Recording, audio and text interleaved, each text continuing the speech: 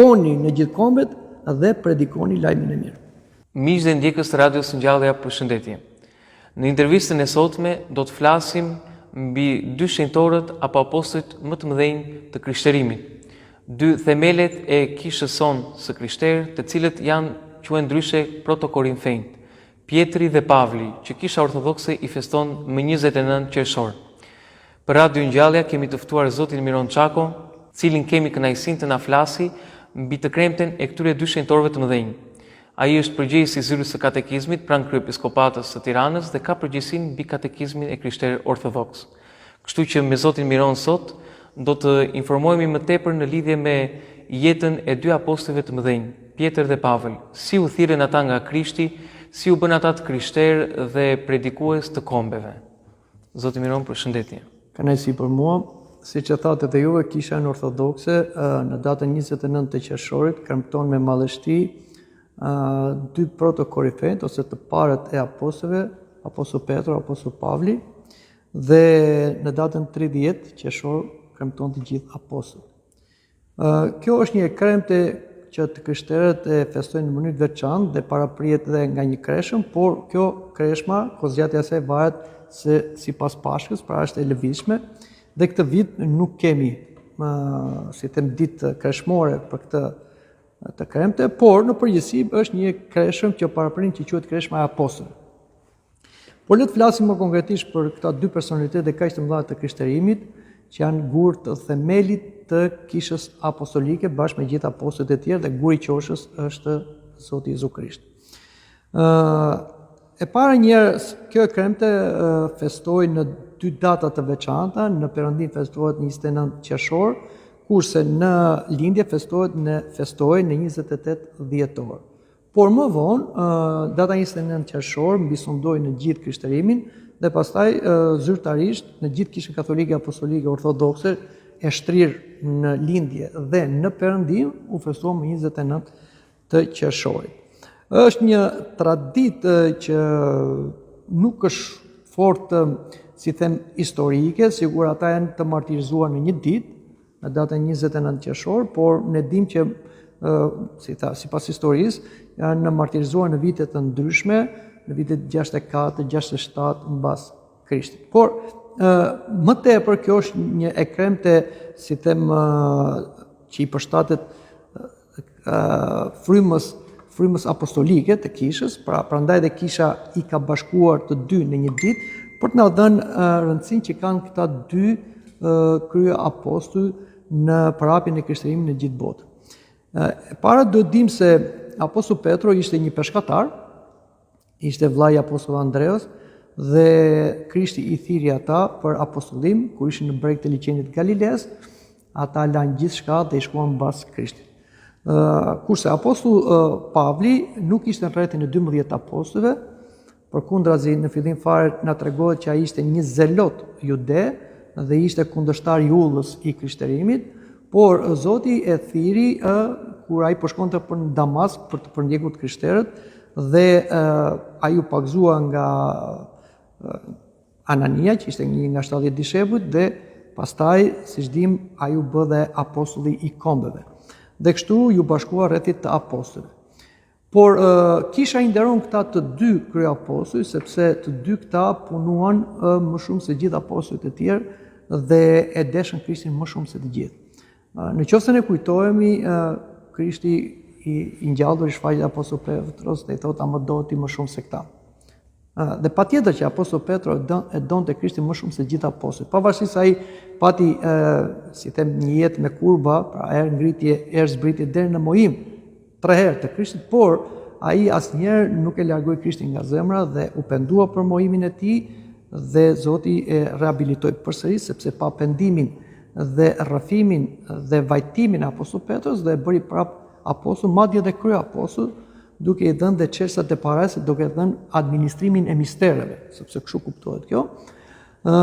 Kurse apostull Pavli, pavarësisht se thamë në fillim ishte një përndjekës i kishës, ai kur u kthye, ai u bë i zellshëm për kishën dhe punoi më shumë se gjithë të tjerët dhe thotë tre gjëra janë besa, shpresa, dashuria, më e madhe ndërtohesh dashuria. Pra, këta dy kryeapostujt nderohen më shumë se apostujt e tjerë, se ka një ditë veçantë, sepse thash deshën Krishtin më shumë se gjithë. Pra, kriteri i vlerësimit të nderimit që Zoti i bën besimtarëve është dashuria. Jo dashuri shprehet patjetër me vepra deri në sakrifikim, sepse të dy kryeapostujt patën vdekje martirike.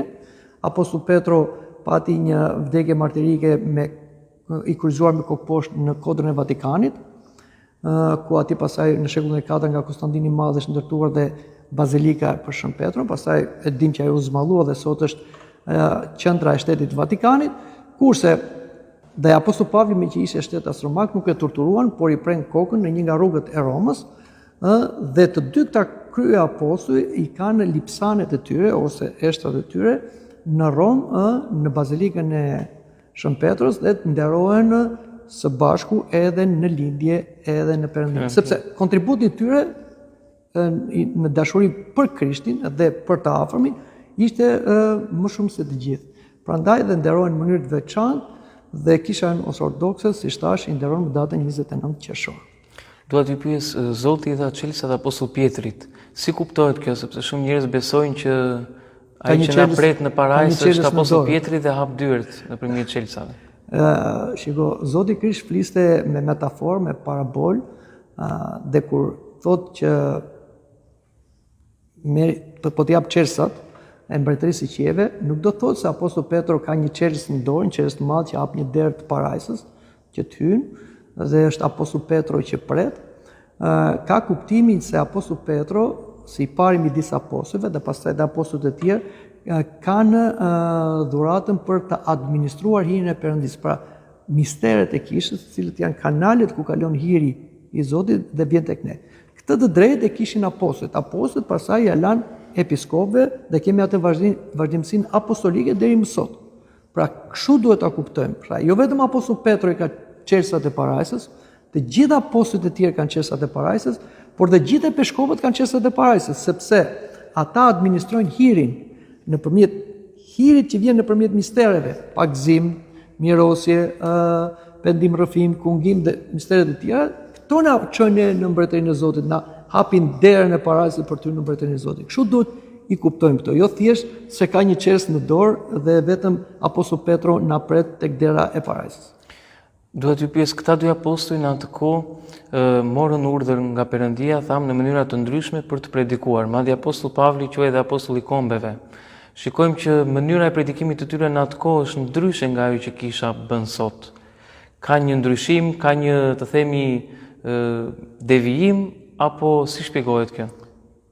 Nuk them që ka një ndryshim, shiko, në Kisha i përshtatet çdo kohë, dhe mund të them që ka ndoshta një ndryshim sepse nga zelli apostolik, i apostull Petros, apostull Pavli, të gjithë apostujve, të cilët patën të gjithë një vdekje martirike, përveç Shën Joanit apostullit gjellor, i cili jetoi si martir, pavarësisht se nuk pati një vdekje martirike, zelli i tyre ishte jashtëzakonshëm. Ata të 12 apostujve, 70 dishepujt me këmbët e tyre shkelën pothuajse gjithë tokën e cila ishte populluar në atë kohë dhe përhapën krishtërimin.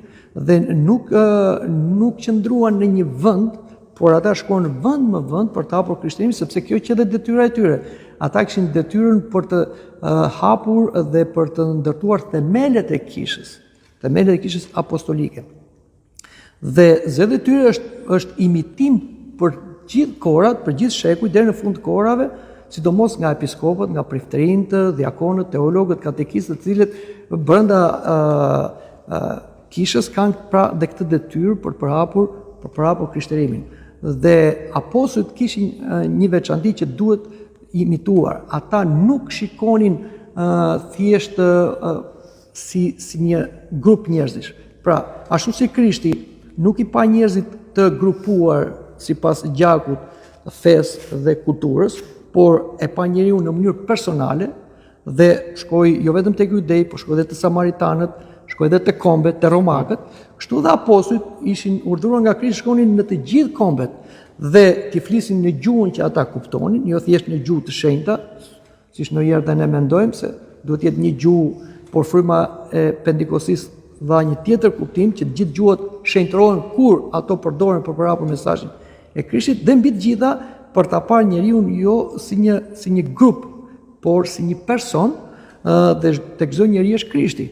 Këtë duhet ta kemi ne sot sepse fatkeqësisht ndonjëherë kisha infektohet nga fryma nacionaliste ose nga një frymë e një grupimi për ta parë tjetrin thjesht si një grup, është i joni, nuk është i atyre, është i racës sonë, është i gjuhës sonë, është i kulturës sonë, është i festë sonë dhe duke i etiketuar të tjerët si të përjashtuar nga ky grup. Pra e kthejmë në njëherë institucionin kishtar, e kthejmë si një geto ose komunitetin si një geto, nuk pranojmë të tjerët ose nuk hapemi tek të tjerët. Këtë nuk e kishin apostujt. Përkundazi, ata shkonin kudo, edhe atje ku i thrisin, edhe atje ku i kundërshtonin. Prandaj edhe kryepiskopi Anastasi, me të drejtë ai shumë vite përpara, në gjithë kishën ai ngriti zërin duke thënë kemi haruar një porosi. Shkoni gjithë kombet dhe predikoni ungjillin. Pra atë që bën apostujt do ta bëj kisha sot, kisha është apostolike. Pra gjithë fryma e kishës edhe sot është një frymë apostolike, duhet shkojmë kudo, në çdo vend, jo thjesht në territore, por tek çdo individ, tek çdo person, duhet të flasim fjalën e Krishtit. Siç bën dhe apostujt. Këtë duhet ta kemi parasysh, sepse thash, fryma nacionaliste që është herezi brenda kishës infekton her pas here dhe na kthen pasaj në një geto, në një grup të izoluar që është në dëmin e vet kishës. Kemi disa dëshmi në lidhje me apostull Pavlin që ka kaluar në vendin tonë. E bën këtë, tregon kjo që vendi jon ka qenë një vend apostolik i krishterë që në hershmërinë e saj, që në krishtërimin e hershëm. Kjo është e dëshmuar dhe në letrat e apostullit Pavlit, pra unë kalova thot nga Jeruzalemi deri në Ilirik, dhe kjo është e vërtetuar edhe historikisht. Këtu ka kaluar apostulli Pavli dhe nxënësit e tij dhe disa nga apostujt, sepse ishte rruga Ignatia që lidhte lindjen me Perëndimin.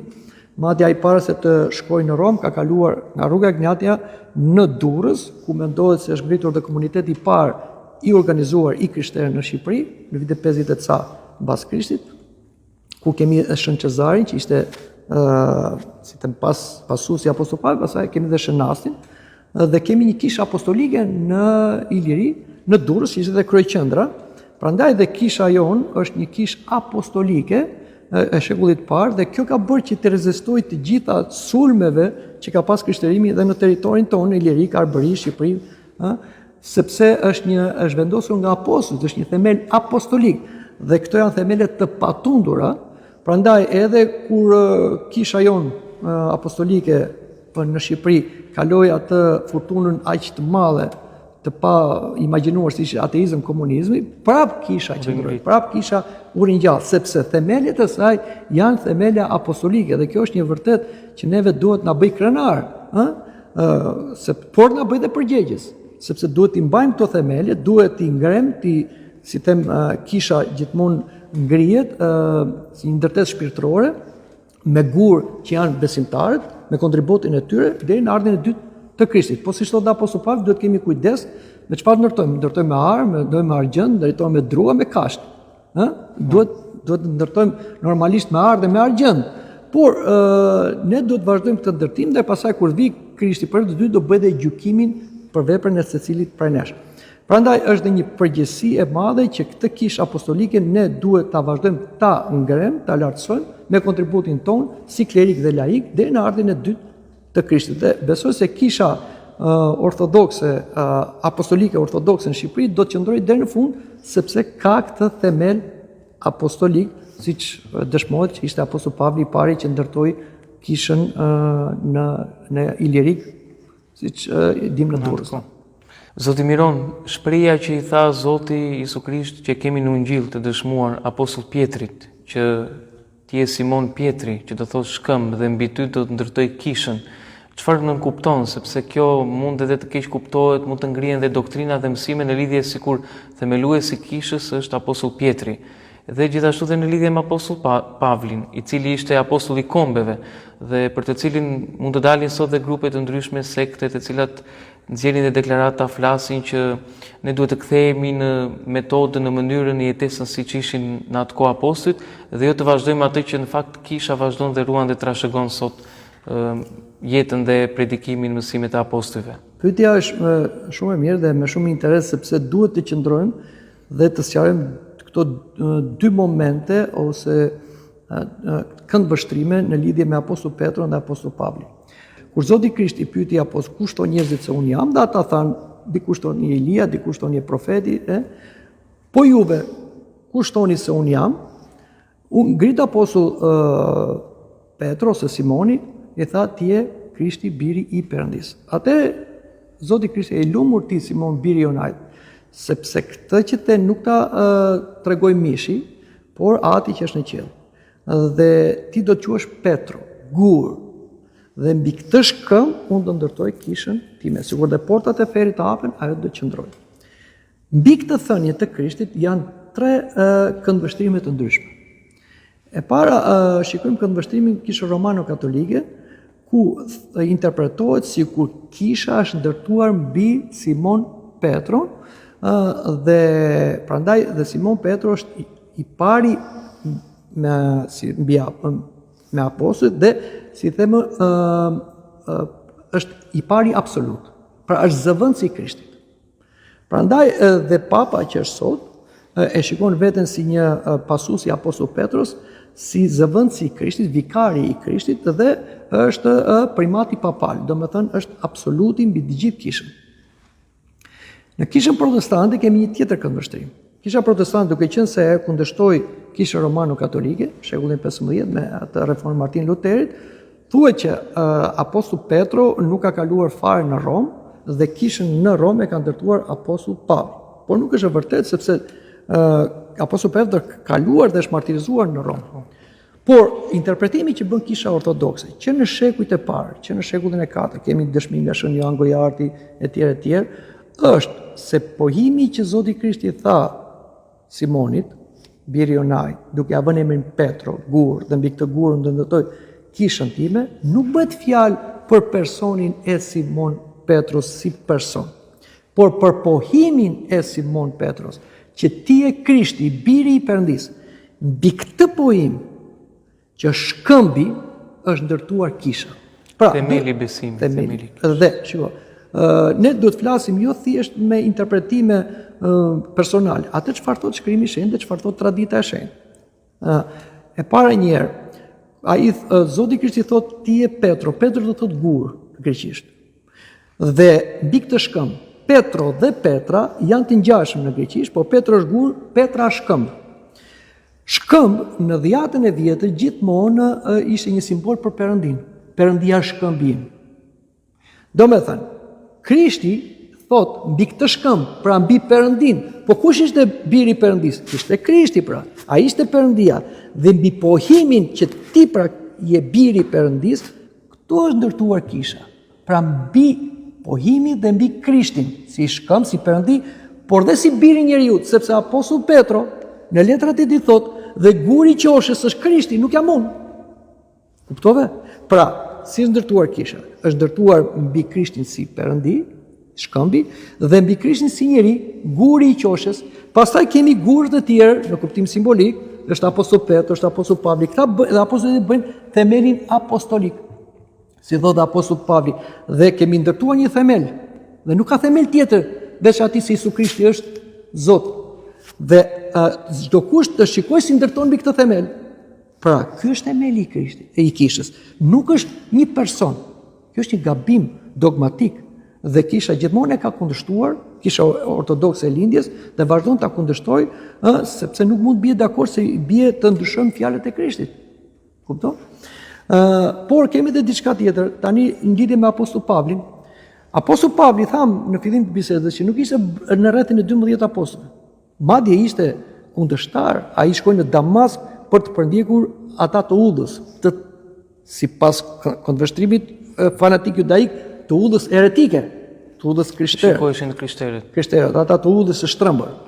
Por rrugës për Damask dim që i shfaqet Zoti Krisht, një dritë e fortë, me forcë dielli, sa apostull Pavli, Sauli quhej në fillim, ai u verbua, por i tha, kush je ti o Zot? Unë jam Jesu që ti e përndjek. Nuk është mirë për ty, tha, që ti biesh gjëmbave me këmbët e tua, se do të gjakusësh këmbët. Atëherë çfarë duhet bëj tha? Shko dhe do tregohet. Shikoni që Zoti Krishti shfaqet Saulit, i tregon atij se ai po përndiqte jo thjesht personi Isu Krishtit, po përndiqte kishën, por Isui dhe kisha është një. Prandaj dhe thot apostull Pavli në letrat e tij që kisha është trupi i Krishtit dhe ai është kreu i saj. Pra nuk e ndan Krishtin nga kisha, sepse ai kishte nga përvoja vet. Plus tjetër, kur i tha çfarë duhet bëj, Krishti nuk i tha apostull Saulit që pastaj e bëri apostull kombeve, nuk i tha ti shko tani dhe predikon në emrin tim, krijoj një grupin tënd, një shoqatën tënde. Jo, shko te kisha. Dhe pastaj dim që Krishti shfaqet Ananias. Shko dhe pagzo Saulin. Dhe vetëm kur u pagzua Sauli nga Anania përfaqësuesi kishës apostolike, atëre ati i ran ato si luz pa peshku nga syt dhe në kuptimin shpirtëror pa të vërtetën, dhe pastaj u bë pjesë e kishës dhe filloi të predikojë me kishën. Dhe asnjëherë apostull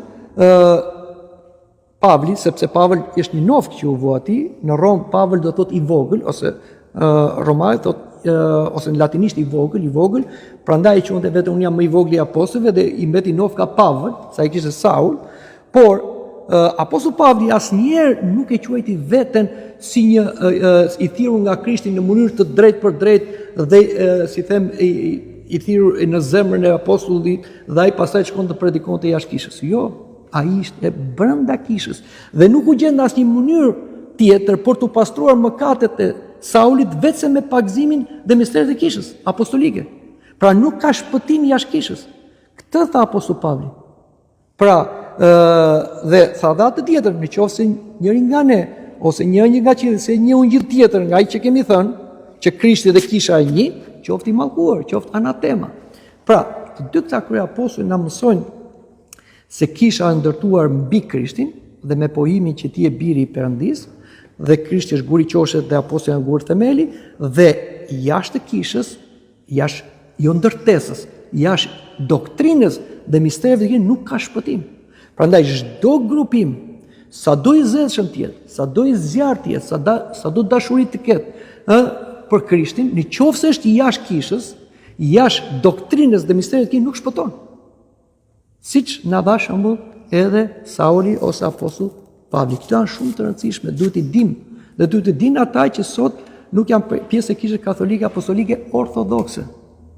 Prandaj quhemi ortodoks, sepse jo thjesht e kemi përmburje, por kemi një të vërtetë. Nuk devijojmë as majtas, as djathtas, duke ecur sipas mësimit të Zotit, mësimit të apostujve. Këtë bën kisha apostolike ortodokse, ecën në këtë rrugë, që nuk është e lehtë, sepse të ecësh drejt është e vështirë, gjithmonë devimet janë më të lehta, por ato janë në rrugë pa krye, çojnë deri në erezi dhe në shtërmbërim të fjalës së Zotit, dhe kjo është përgjegjësi shumë e madhe.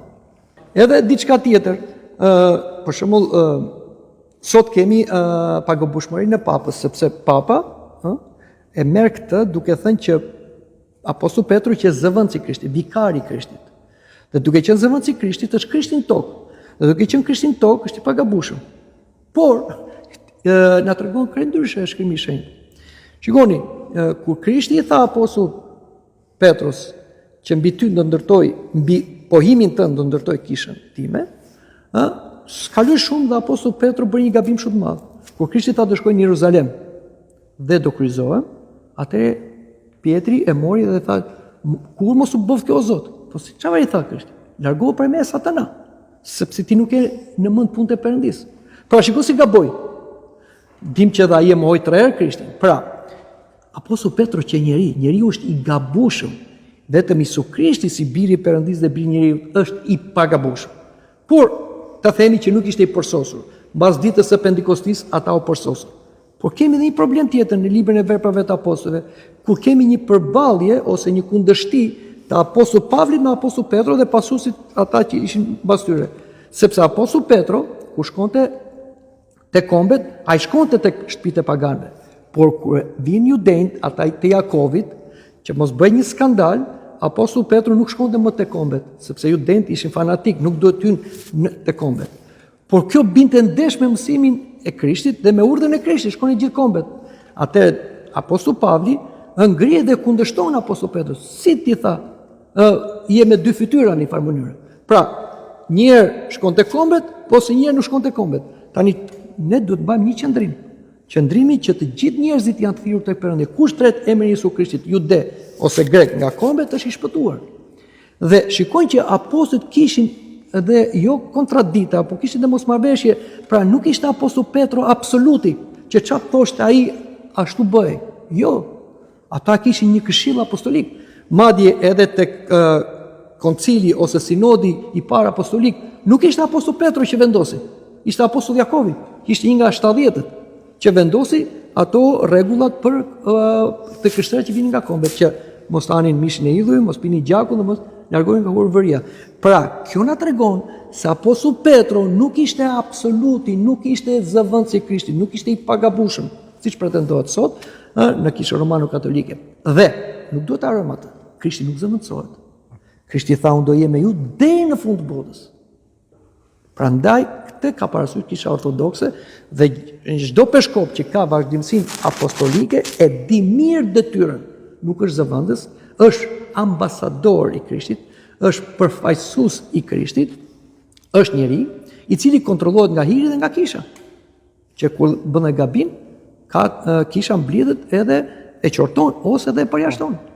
Pra, asnjëherë Kisha Ortodokse nuk e ka hyjnizuar njeriu, por i ka dhënë vendin që i takon. Hyjnizimi i takon vetëm birit të Perëndisë, bërbi njeriu, dhe atij i takon vetëm adhurimi dhe apostujve peshkove nderimi, dhe Kisha në këtë frym ka ecur dhe Kisha Ortodokse dhe besoj do eci deri në fund. Unë ju falenderoj për intervistën e sotme dhe urojmë të gjithë ata që kanë emrin në këtë ditë, Pjetër dhe Pavel. Ta gëzojmë për shumë vjet. Të dy apostujt të vazhdojnë të jenë drejtues, frymëzues edhe për peshkopët që janë drejtuesit e Kishës, për teologët, katekistët. Sidomos për kohën e sotme, siç tërheq vëmendjen thamë dhe kryepeshkopi, është porosia e haruar. Shkoni në gjithë kombet dhe predikoni lajmin e mirë.